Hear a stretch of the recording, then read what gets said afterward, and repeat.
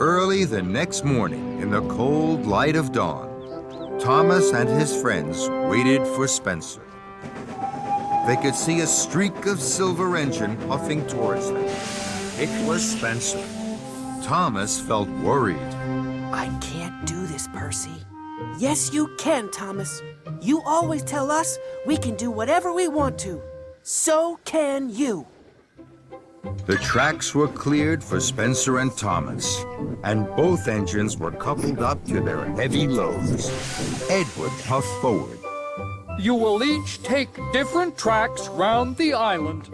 You may only stop for coal and water. Then Edward whistled long and hard.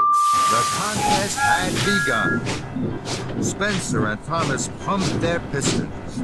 Thomas puffed off with a heave and a huff. I can do it. I'll puff for longer. I'll show Spencer I really am stronger. Spencer smiled as he slid away. I'll show Thomas who's strong and who's weak. He'll puff home with a squeak and a creak. The other engines watched and worried. Then they blew their whistles long and strong. Good luck, Thomas! Thomas and Spencer puffed round the island. They clickety-clacked along the tracks. They whooshed through woods, and they huffed up hills. Spencer steamed and smiled. He raced and he roared. Thomas puffed and huffed.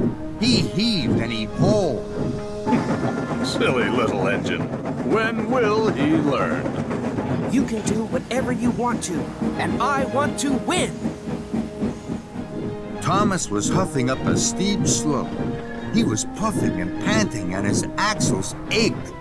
At last, he reached the top. Hooray! I did it!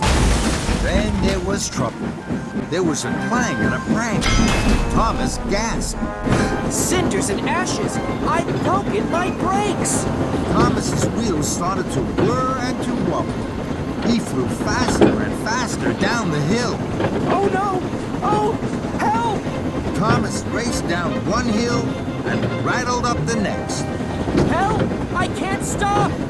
Thomas's heavy freight cars pushed him on and on, through a junction where Spencer was waiting, Blistering boils. and into some potato farms. Potatoes bounced everywhere, but Thomas sped on into a flatbed of jelly bags.